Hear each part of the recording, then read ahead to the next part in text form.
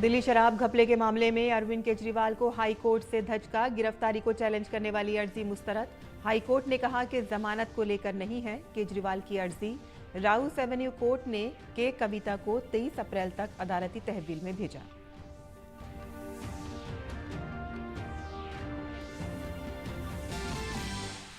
वज़ीर-ए-आज़म मोदी की इंतखाबी मुहिम जोरों शोर से जारी। उत्तर प्रदेश के पीलीभीत और मध्य प्रदेश के बालाघाट में रैलियों से खिताब करते हुए कहा कि कभी कांग्रेस की हुकूमत अपनी शिकायत लेकर दूसरे मुल्कों में जाती थी, अब दुनिया के बड़े मुमालिक अपने मसाइल भारत के पास लाते हैं।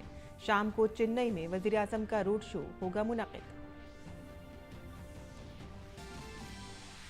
बीआरएस ने राहुल गांधी के खिलाफ इंतखाबी ज़ाब्ता अखलाक की खिलाफ वर्जी के लिए इलेक्शन कमीशन से शिकायत की, तो वहीं दिल्ली में मंदिर मार्ग थाने के अहाते में हड़ताल पर बैठे तृणमूल लीडर।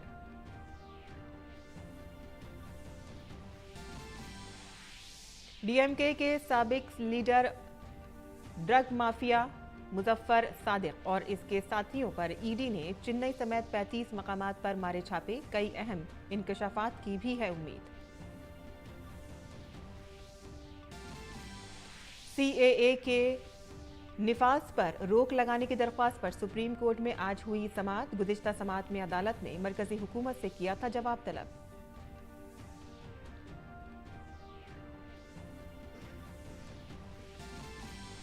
नवरात्रि के पहले दिन स्टॉक मार्केट में जबरदस्त इजाफा। सेंसेक्स अपनी अब तक की बुलंद तरीन सतह पर 75,000 के हिस्से को किया उबूर। निफ्टी ने भी 22,000 को किया उबूर।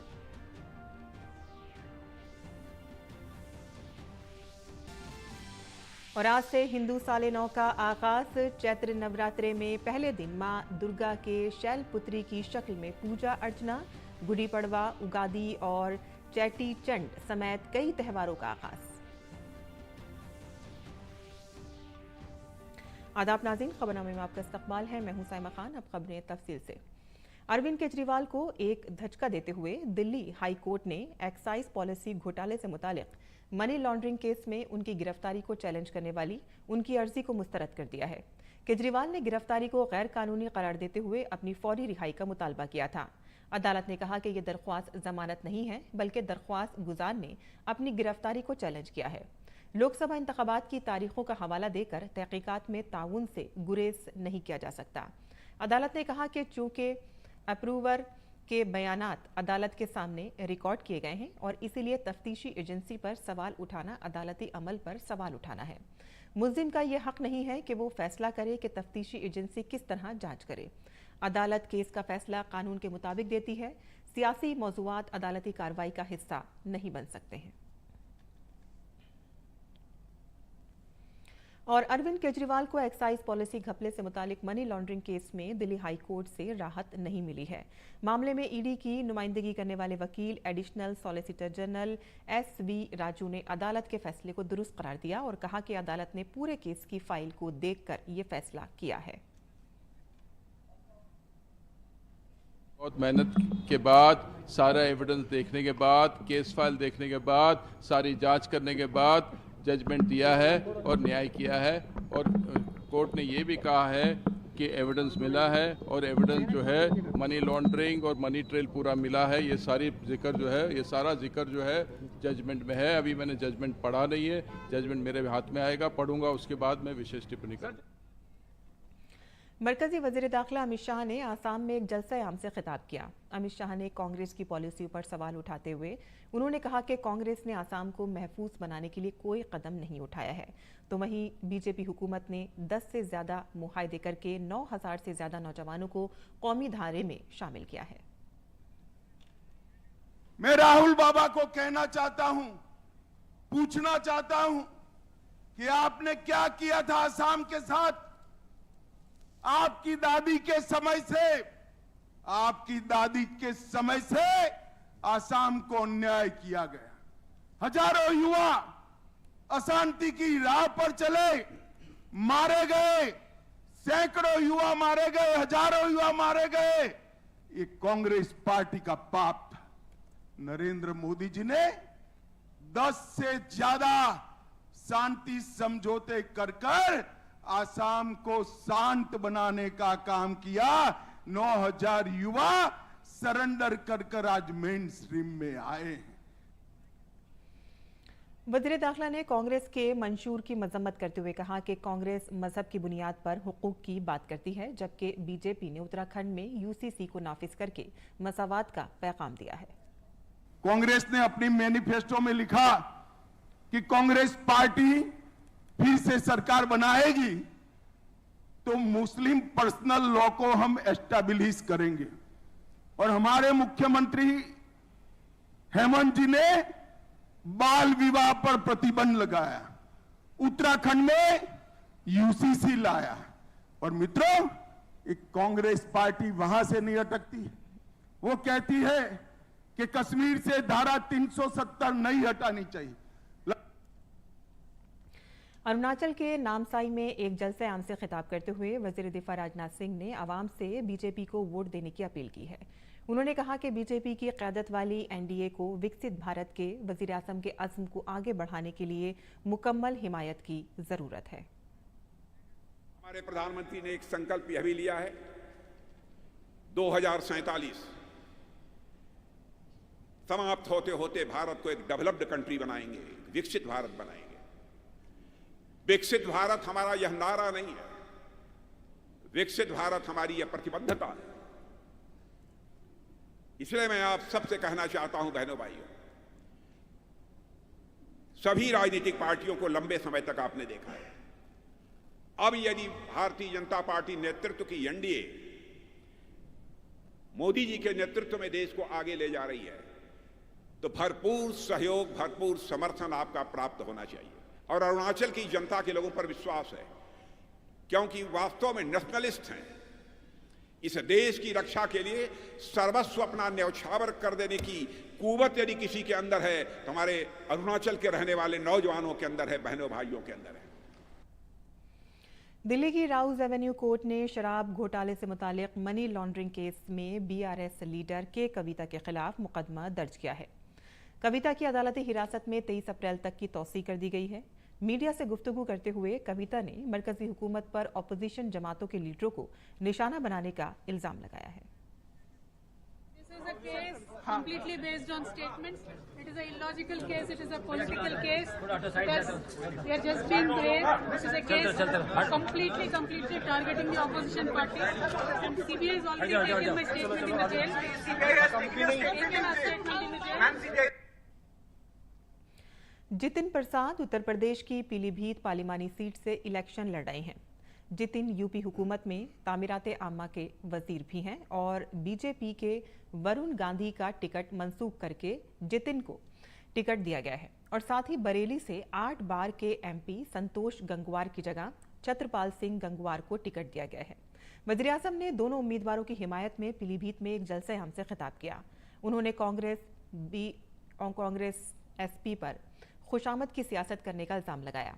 वज़ीर आज़म ने कहा कि कांग्रेस गैर मुल्की सरजमीन पर जुल्म सितम के शिकार सिखों को शहरियत देने के कानून की भी मुखालिफत कर रही है।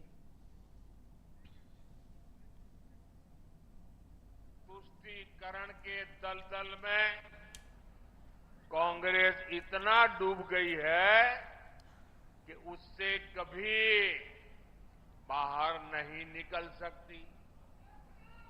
कांग्रेस ने जो घोषणा पत्र बनाया है वो कांग्रेस का नहीं, ऐसा लगता है मुस्लिम लीग का घोषणा पत्र दिखता है। कांग्रेस हो या सपा सीएए का भी विरोध कर रही है। विदेशी धरती पर अत्याचार की वजह से भागने के लिए मजबूर हुए हिंदुओं और सिख भाई बहनों को आप मुझे बताइए, मेरे इन हिंदू भाइयों बहनों को, मेरे इन सिख भाई बहनों को भारत अगर नागरिकता नहीं देगा तो कोई और देगा क्या? यूपी और एमपी के बाद वजीर आज़म आज से तमिलनाडु के 2 रोजा इंतखाबी दौरे पर होंगे। वजीर आजम आज शाम 6 बजे चेन्नई में एक रोड शो करेंगे जो जुनूबी चेन्नई और वस्ती चेन्नई लोकसभा हलकों से गुजरेगा।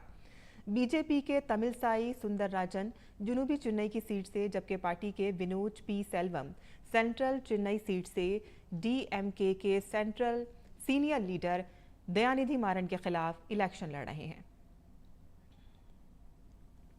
उत्तर प्रदेश के वजीर आला योगी आदित्यनाथ ने पीलीभीत में एक जलसे आम से खिताब करते हुए कहा कि जिस सरजमीन पर गुरु नानक देव ने जन्म लिया वो कभी मुत्तहद भारत का हिस्सा थी, लेकिन कांग्रेस के सियासी हरबों की वजह से मुल्क तकसीम हुआ, जबकि करतारपुर कॉरिडोर की तामीर पीएम मोदी की क़यादत में मुमकिन हुई है। ये बदलते हुए भारत में कभी किसी ने सोचा था कि गुरु नानक देव जी का जन्म जिस भूमि पर हुआ था कभी वो अखंड भारत का हिस्सा था। कांग्रेस की कुटिल चालों से देश का विभाजन हुआ, लेकिन सिख भावनाओं का सम्मान करते हुए, भारत की उस आस्था का सम्मान करते हुए करतारपुर कॉरिडोर का निर्माण मोदी जी के नेतृत्व में ही संभव हो पाया।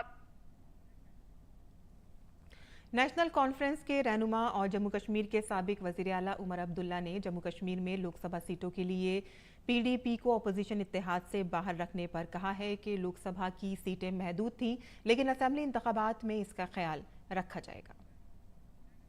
We had a maximum of 6 seats, of which 3 seats were already held by the National Conference. The space for political give and take was very limited.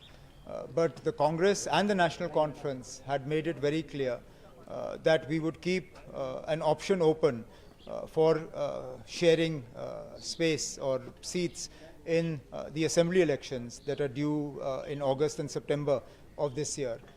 Clearly that was unacceptable to the PDP.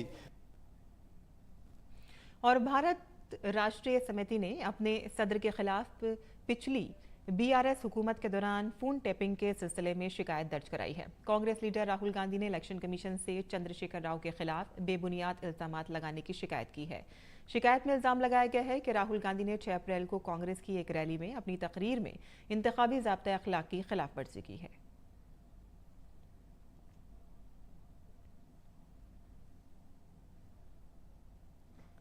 Bihar के साबिक नायब वजीर आला और RJD leader Tejashwi Yadav ने BJP पर हमला करते हुए कहा है कि बिहार में बीजेपी के लोग खौफजदा हैं। उन्होंने बिहार के लोगों के मुस्तकबिल के लिए काम करने की बात कही।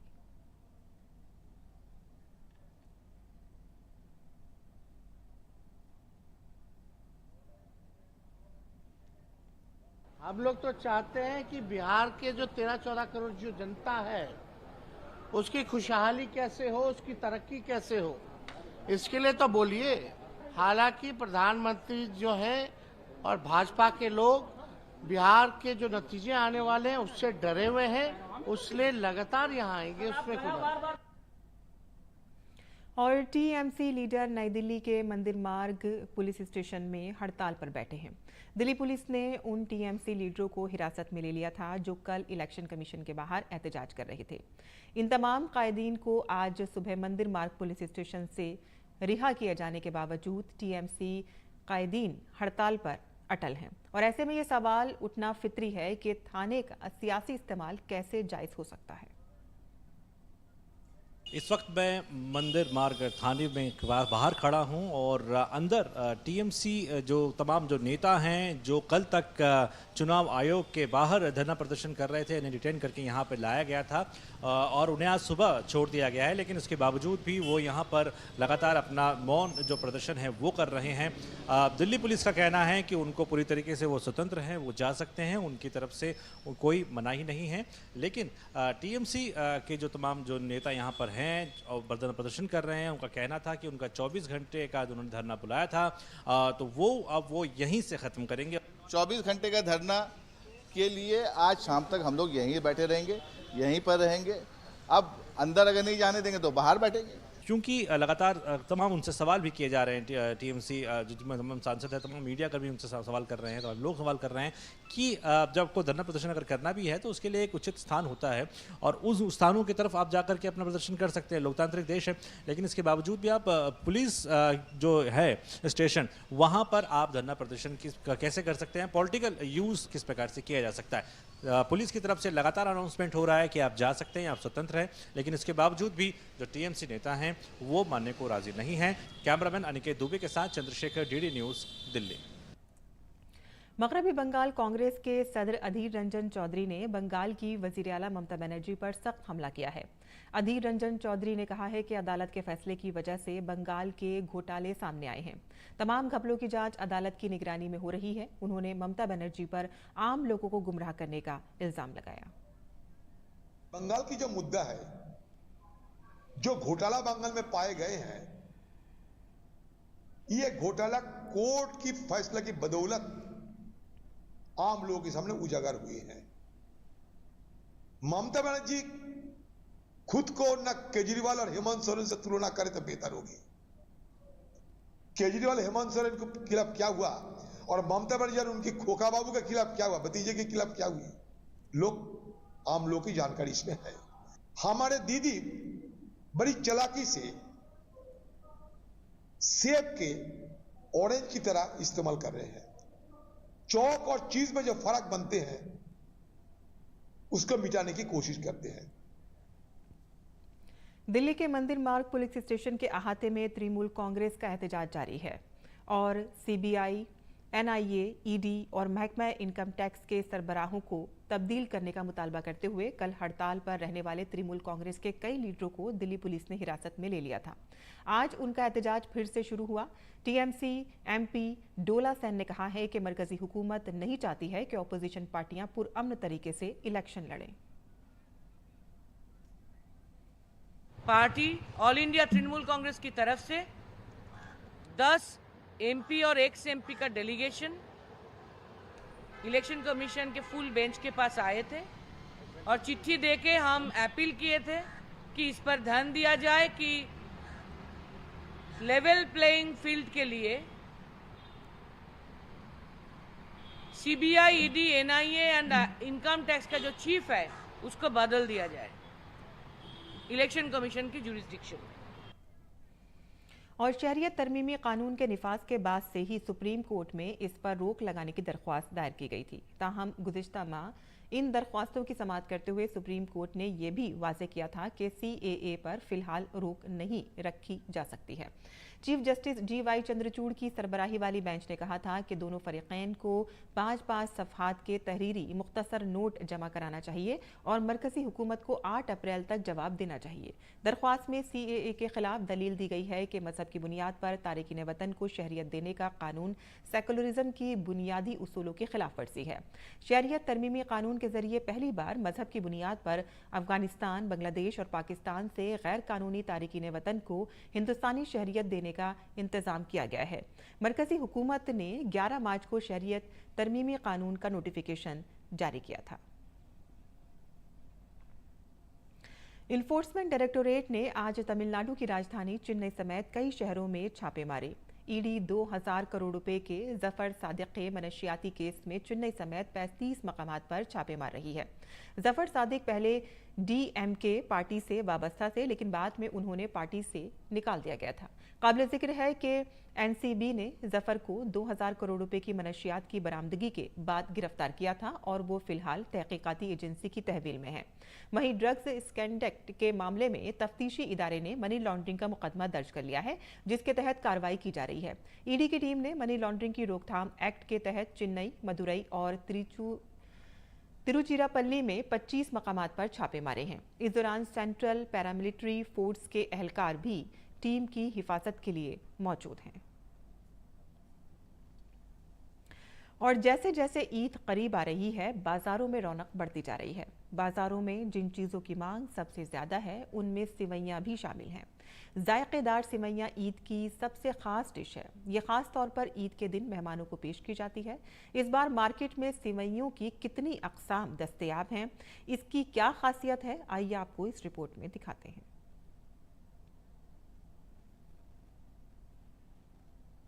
क्योंकि ईद वाले दिन सेवइयाँ बनती हैं, शीर बनती है, क़िमामी सेवइयाँ बनती हैं। अब आप देख सकती हैं ये बिल्कुल बाल की तरह बारीक है।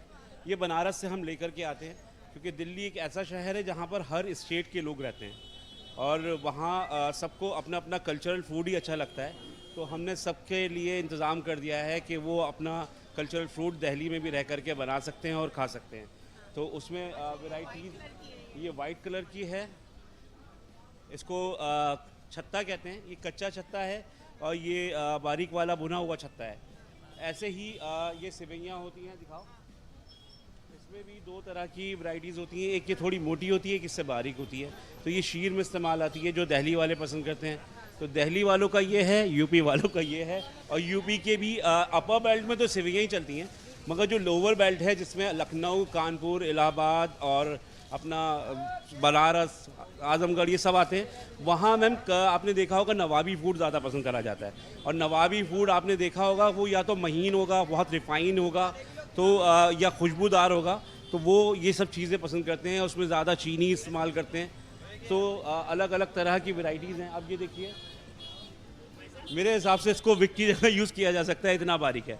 तो वैरायटीज़ हैं मैम, हर स्टेट के लिए हमने कुछ ना कुछ अपने पास इंतज़ाम करके रखा है और सभी मज़हब के लोग आते हैं, सब बड़े शौक़ से खाते हैं।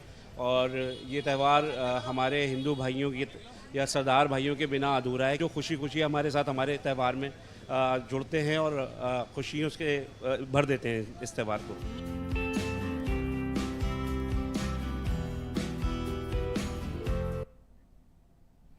और भारत में ईद का चांद देखने का बेसब्री से इंतजार हो रहा है। ईद के चांद के हवाले से ईदगाह के इमाम मौलाना खालिद रशीद फिरंगी महली ने कहा है कि आज चांद नजर आया तो कल ईद उल फित्र मनाई जाएगी, वरना ईद 11 अप्रैल को होगी। अगर आज चांद हो जाता है तो इंशाअल्लाह ईद उल फित्र 10 अप्रैल को होगी और वरना 11 अप्रैल को पूरे मुल्क में इंशाअल्लाह ईद उल फित्र मनाई जाएगी। और इस मौके पर दिल खोल करके गरीबों की, मोहताजों की मदद और इमदाद करें। लिहाजा अपने और अपने घर वालों के लिए दुआ करने के साथ साथ मुल्क की तामीर और तरक्की और खुशहाली के लिए ज़रूर दुआएं करें। और चैत्र नवरात्रि का आज पहला दिन है। आज माँ की पहली शक्ल माँ शैलपुत्री की पूजा करने की रिवायत है। आज के दिन कलश लगाने के बाद माँ की पूजा अर्चना, मंत्र और आरती का जाप करके माँ शैलपुत्री का आशीर्वाद हासिल किया जाता है। माँ शैलपुत्री को हिमालय की बेटी कहा जाता है और शास्त्रों के मुताबिक माँ शैलपुत्री की रस्म रिवाज के मुताबिक पूजा करने से इज्जत में इजाफा होता है, अच्छी सेहत के साथ खुशी और खुशकिस्मती आती है। और एक बार फिर से बात करते हैं ईद की।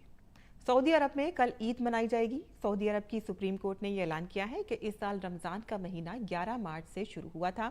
ईद उल फित्र का त्यौहार मुसलमानों के मुक़द्दस महीने रमज़ान के इक़्तिदाम पर मनाया जाता है और इस्लामी त्यौहार और उनके रस्म व रिवाज चांद की बुनियाद पर हिजरी कैलेंडर के मुताबिक होते हैं।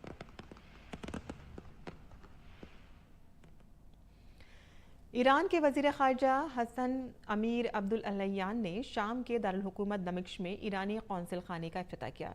इजरायली फ़िज़ाई हमले में कौंसिल खाना तबाह हो गया था। इस हमले में सिफारत खाने से मुल्हक कौंसिलर की इमारत को तबाह कर दिया गया था और 2 आला कमांडरों समेत 7 ईरानी फ़ौजी अफसरान की मौत हो गई थी। अक़वाम मुत्तहिदा और यूरोपीय यूनियन ने सिफारती कंपाउंड पर हमलों की शदीद मज़म्मत की है। रूस ने यूक्रेन के कई इलाकों में एक के बाद दीगर हमले किए, जिसमें 5 अफराद के मौत की इतला है। यूक्रेन के जनूबी शहर ज़पोरिज़िया में मिसाइल हमले में 3 अफराद हलाक और कम से कम 8 अफराद जख्मी हो गए हैं। हुक्काम ने बताया है कि एक सनती इमारत, 7 अपार्टमेंट ब्लॉक्स के साथ साथ तिब्बी और तालीमी सहूलियात को भी नुकसान पहुंचा है। शुमाली सूमी के इलाके बलोपिलिया के कब्जे पर 4 बम गिरे हैं, जिसमें 1 खातून हलाक और 3 दीगर अफराद जख्मी हो गए। सदर व्लादिमीर ज़ेलेंस्की ने रात गए एक वीडियो पैगाम में कहा है कि हमले में 15,000 की आबादी वाले शहर के मरकज़ को निशाना बनाया गया और शाम तक इमदादी कार्रवाइयां जारी थीं। इलाकाई इंतजामिया का कहना है कि दुकानों और सिटी कौंसिल की इमारत को नुकसान पहुंचा है। और इसी के साथ ही हमारा खबरनामा यहीं ख़त्म पजीर होता है। हमारी पूरी टीम को दें इजाज़त। आदाब।